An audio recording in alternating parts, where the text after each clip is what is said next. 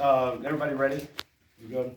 I first of all, I want to thank you guys for the coverage that y'all provide for our student athletes and our university and our football program. I've been a number of places over the years, and I much respect for the job you do. I know it's difficult to be the one ever to break a story or have the coverage, but you guys are as good as I've ever seen, and much respect and thank you for the coverage that you give our student athletes, because there's a lot of time you guys are you're the story, right? You're the ones that tell the story about our program, about our kids, and there's so many. You get 120 different moving parts in our program with our team, and there's a lot of great things other than those 3.5 hours on a Saturday that you get to tell the story for our public to see, and our fans and all the donors. So thank you so much for that. And I think look at where we're at progress-wise with our team defensively.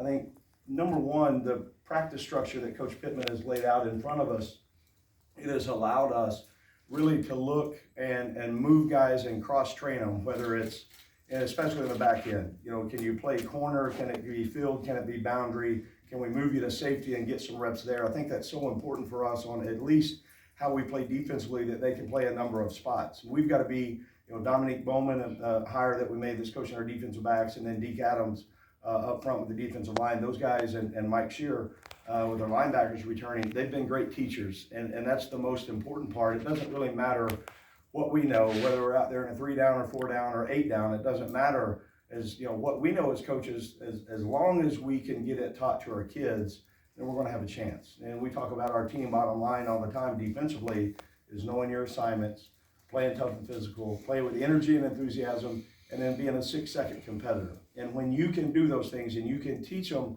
really what the schematics are supposed to look like, you allow them to train in those spots and then go play fast. We've recruited well enough that we've got really good team speed on defense, and now it's just understanding schematically what can we do, how much can we do. We're trying to throw a lot at them right now, so credit to our kids on being willing learners. They want to be coached, and I'm excited about the progress now that we've made, I guess, through 9 practices, and look forward to getting into next week and making another run. It'll be another step next week on trying to fix some things, make corrections, and then continue to pour in what we're doing with our install. Sure. Yeah, Coach, kind of to your point, I wanted to ask you about a couple of specific examples. Malik Chavis is a guy that came as a corner, played safety last year, and now you moved him to corner. And Corey Johnson is a guy that played corner, and now you moved him to safety. And then Jaden Johnson is a guy that played nickel, and now you moved him to safety. And Miles Slusher was a safety, and now you moved him to nickel.